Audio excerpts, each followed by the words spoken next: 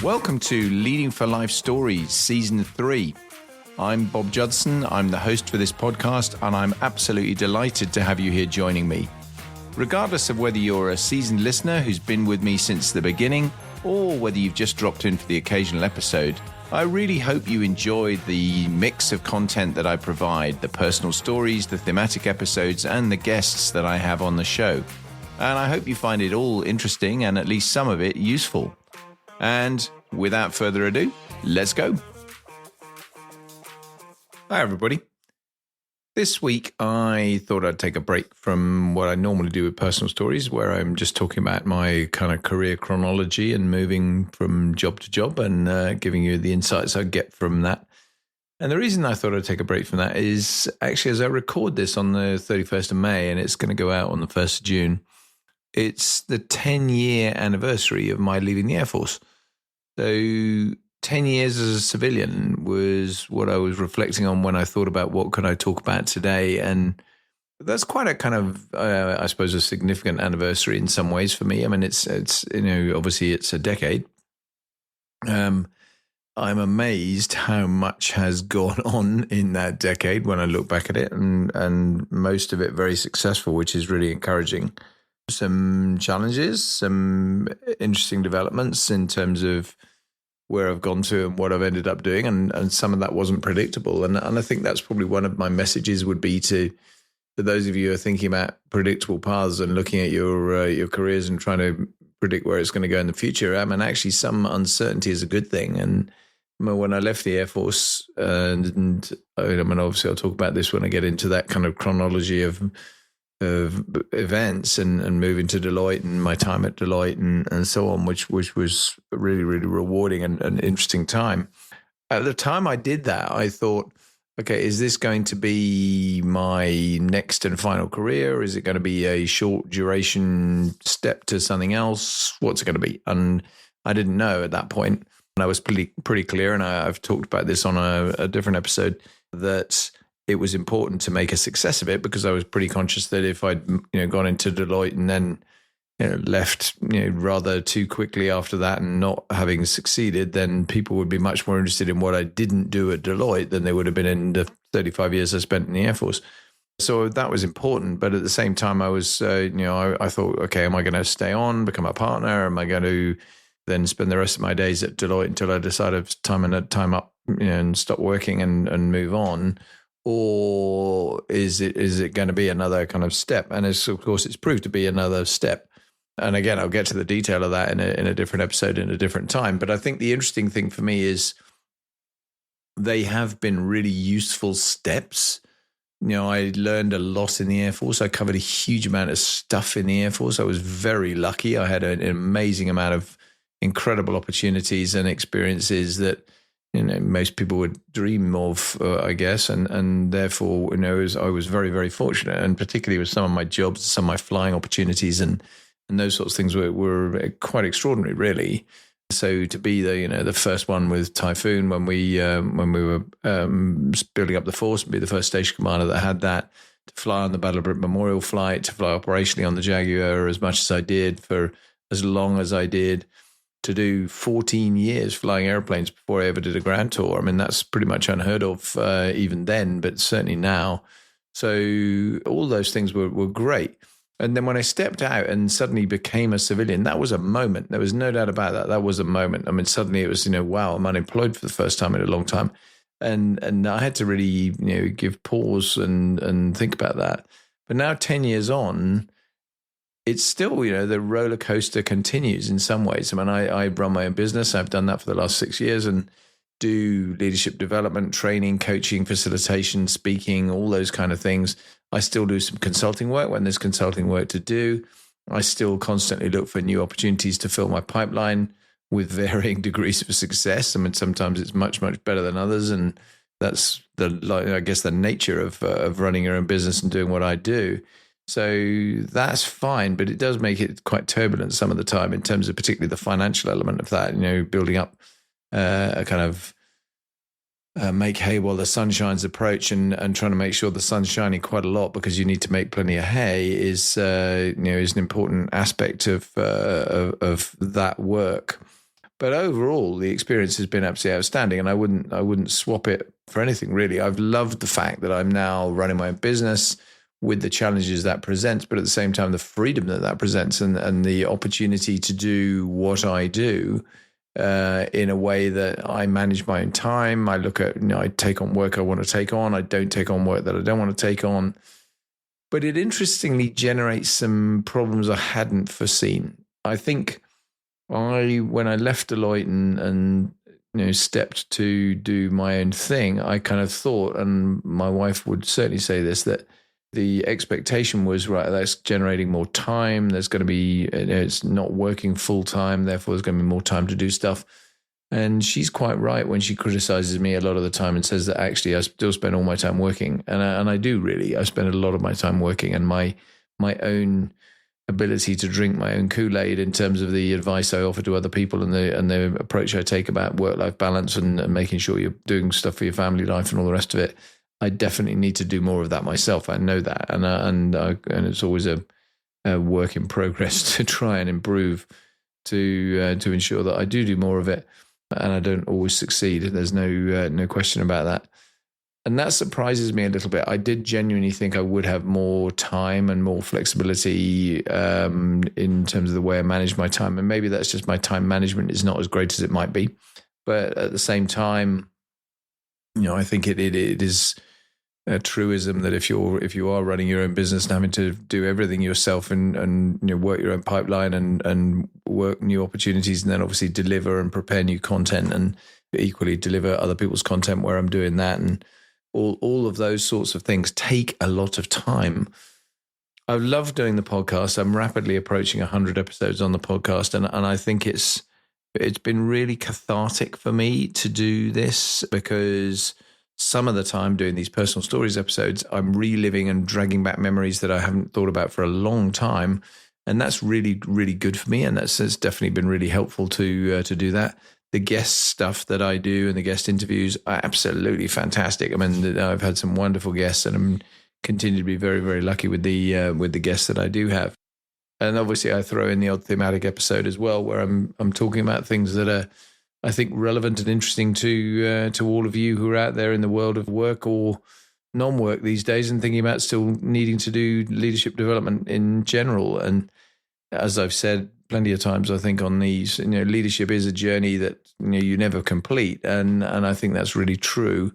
And so anything I can share and the small little nuggets that maybe I can share from my own experiences, I do hope they are useful to you as as we go through the different stories and the different kind of approaches.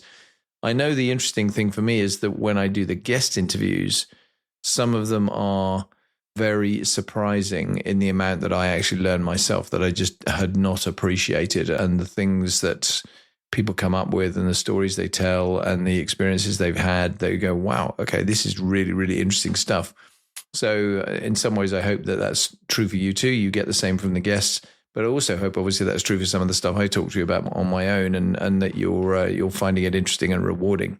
If you'll continue to listen, I guess that must mean either you're just a devoted fan, or you've got sort of a compulsion to listen to me, even if it's not interesting for you. But if it is interesting, then that's great, and I'm really, really pleased. In terms of where it all goes from here is the next really interesting thing. I mean, I've not only have I got my 10-year anniversary from the Air Force departure today, but my birthday's coming up very soon, and I'm sort of thinking, okay, well, I'm getting to the point where I need to be thinking about at what point do I actually retire, and what does retirement look like? What do I want to do when I retire? Do I actually want to stop doing everything in the work front?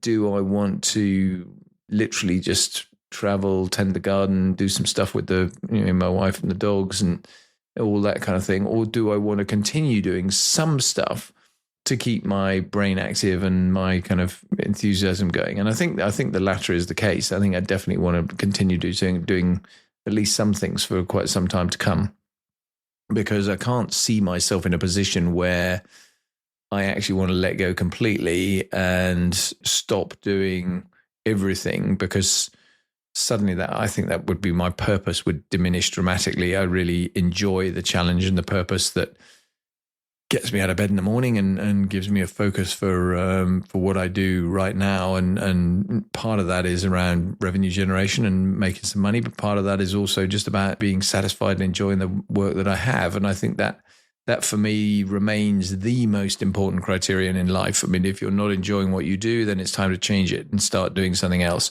And I really would advocate that to anybody. I think it's a vitally important thing to think about, that you need to be clear in your own mind that actually what you are doing is for you valuable and enjoyable. It doesn't necessarily mean for everybody else that it would be, and that's irrelevant. What matters is that it's important to you and that you're getting satisfaction out of it. Because if you're not, think about whether or not it's time to make a change in either staying in the same role but making a change that makes sure it's more enjoyable, or indeed jumping into a different role. Because you don't want to get to any kind of decent age and suddenly go, I really, really wish I'd done a whole bunch of stuff that I didn't get to do, if you have the opportunity to do that. And you need to create your own luck and create your own future to a large degree and carve your path. So if you've got plenty of career time left in front of you, make sure you are enjoying what you do, because there's nothing more important for anything for me. I think that the other thing is, as I sort of do get that drift into retirement thing, thinking about the fact that obviously I've got hopefully plenty of years to go yet.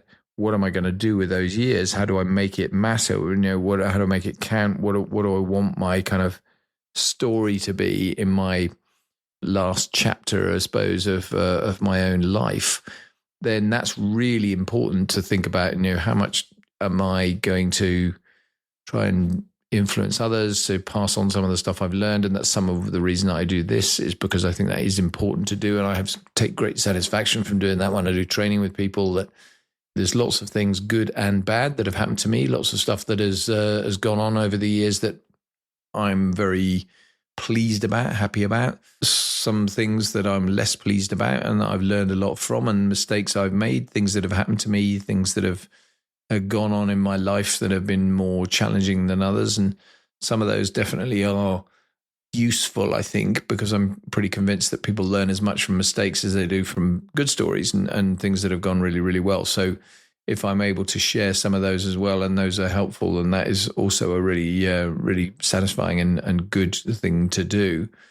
So all of that is kind of on my mind as I think through this sort of 10th anniversary thing, and where am I going with what I'm doing, and how am I trying to make sure that I do continue to kind of make a difference and push that on.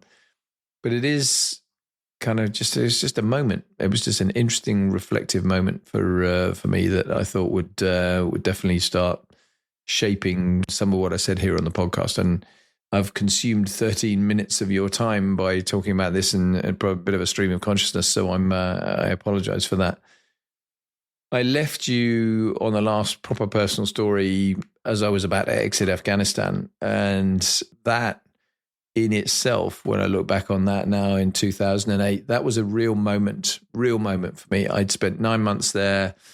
I'd been told I was going to go out and I was going to do 6, and I'd ended up spending 9. I predicted that was going to happen from the very beginning. I kind of prepared the ground with my wife that was probably what was going to happen, and that's exactly what came to pass. And I came back in September of 2008, having had an incredible experience on a number of levels, in positively for the most part, an amazing leadership opportunity, a huge command opportunity, some absolute challenges, some real tragedy in terms of losing people, but a job that completely shaped an awful lot the way that I think now, and the things that I really, suppose, applied and did and took from my earlier career. All of that kind of came together in that role in a way that I had probably not really anticipated when I went out there, to be fair. But I suppose it was predictable that it would do with such a big job and a big command opportunity. What I hadn't prepared for sure was the return. I'm going to talk about my next job on a different podcast, and I'll talk about that in much more detail there because I think that's important. But the interesting thing in talking about anniversaries, transitions, steps between different roles, for me, coming back from 9 months in Afghanistan and back into home life having been shaped by a couple of major things immediately before my departure, one of which was getting married for the second time only a year and a bit prior to actually going to Afghanistan. And then in that year that I was actually married, that first year that I was married for the second time, then my mother dying. And obviously my mother being very key in my life, my father having died when I was very young. So all of that had kind of happened, and then I jumped off the boat, headed off to Afghanistan, and got back, and suddenly I had lots of loose ends to pick up. And I don't really think I had post-traumatic stress disorder. I really don't think I did. I didn't. I mean, in some ways, I don't feel I deserve to have had that. I didn't have a job which was in the gritty front lines that many of the frontline infantry were in Helmand, for example, where they were doing really, really aggressive and serious fighting, and I was not in that space. But it was challenging. I mean, it was definitely challenging, and the job did change me, I think, without a doubt, over the time I was there. And I came back really quite a different person. Came back a bit lighter because I lost a bit of weight. That was a good thing.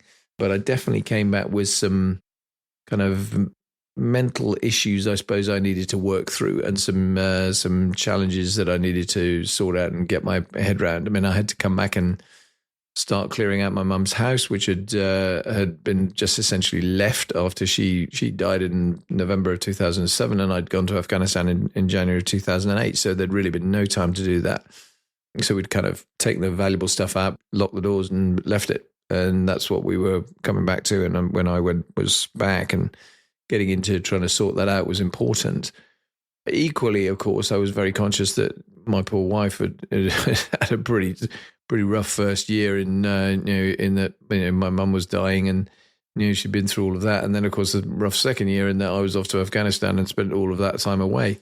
And it should have been, I guess, easier when I got back than it was, and it was a challenge. It was definitely a challenge.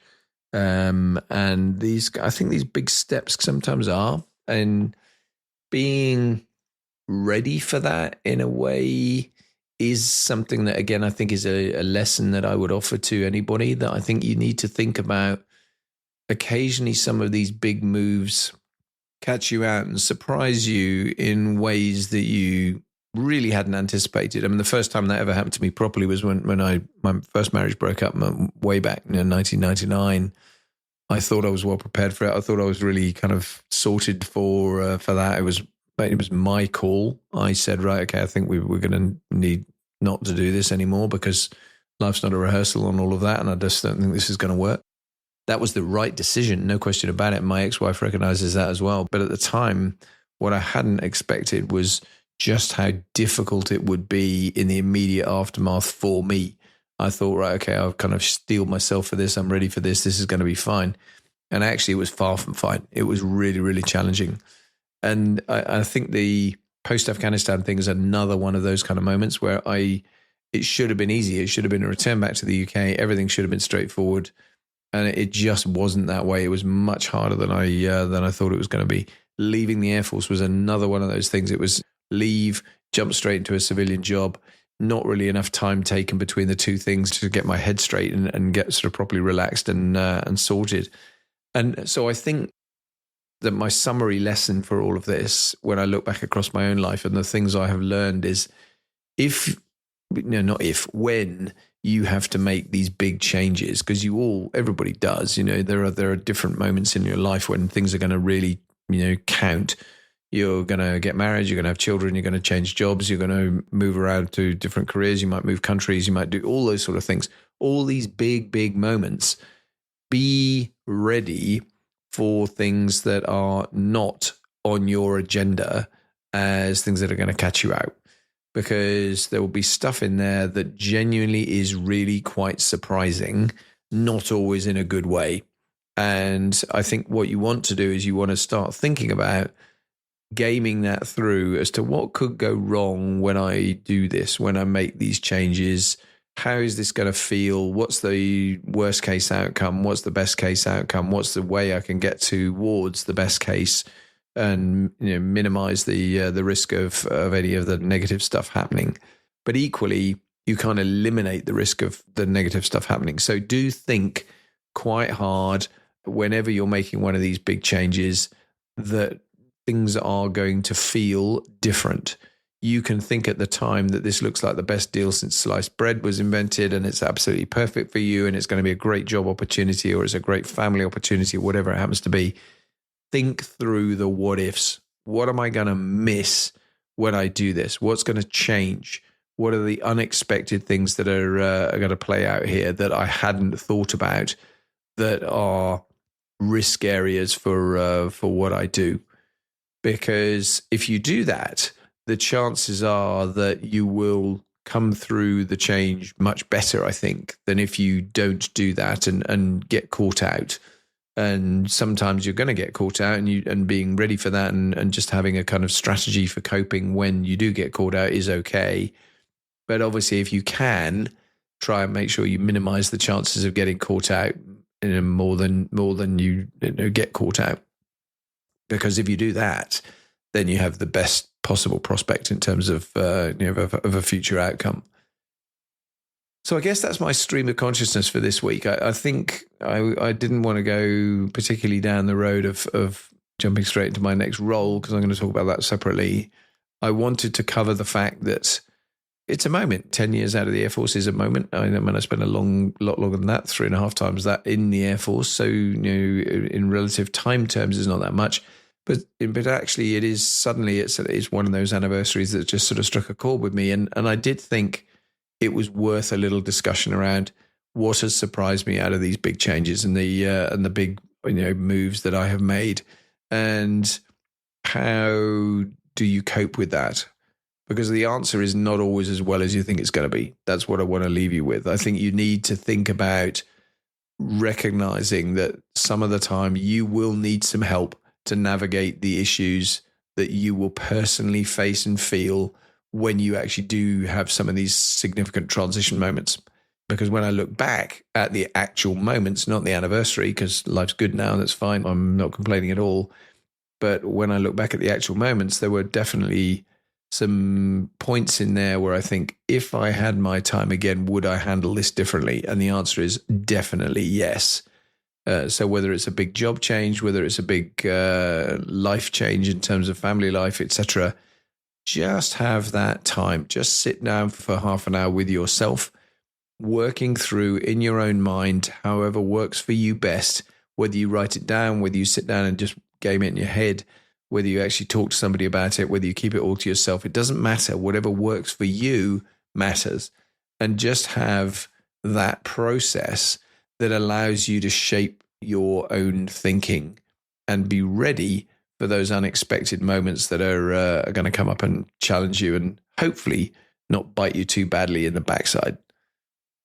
I hope that's useful. It does feel like a bit of a stream of consciousness from my side, but I just wanted to push some of that across to you and let that settle a little bit, because I think there's some things in there some of the time with some of these other episodes I do where it's a bit of a story that I don't necessarily talk about some of the issues that have affected me along the way. And there definitely have been some quite big issues along the way that I've found challenging to navigate. And I've not necessarily handled those well, not least because I'm not the kind of guy that is terribly communicative about these sorts of things. I'm a very typical bloke, I think, in that sense and in that space. And I don't have many people I would sit down and talk in detail with about really challenging issues. And that perhaps is one of the things I would wish that I did differently, that I had people that I was prepared to sit down and talk to more readily about it, just to work it through, just to game it through, because I think that potentially would help. So again, hope that helps. Shortish episode this week, but certainly don't want to prolong what's already possibly a bit of waffle. But I hope you've enjoyed it. I hope you find it interesting. Guests back next week, so that will be great. And and look forward to hearing some feedback from you whenever you get a chance. But thanks ever so much for listening this far. and have a great week. Speak soon. Bye now.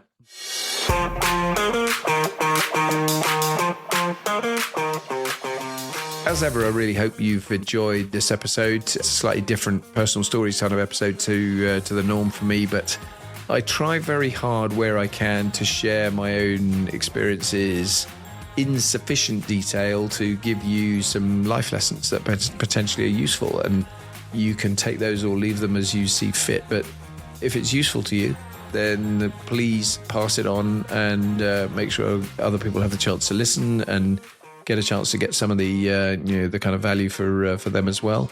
If it's really valuable to you, as I always say, please think about coming back to me with some value as well, and actually financially supporting the podcast. That would be a hugely helpful thing to do. If you don't mind going to either the support the show link in your podcast platform of choice, or to www.patreon.com/leading4life and picking up the option to become either a supporter, a champion, or a patron of the show. They would be really, really helpful to me, that's for sure, in terms of prolonging this and keeping it going. And I hope you'll recognise that this stuff is a time challenge to a large extent. It takes quite a bit of time and effort to produce it. So if you're happy to support me in that way, if you're a regular listener, I would be enormously grateful. But either way, I'm always delighted just to have you listening anyway. If you've got this far, then you're definitely a keen listener, and I really appreciate that. So thanks ever so much. Speak very soon. Take care. Bye now.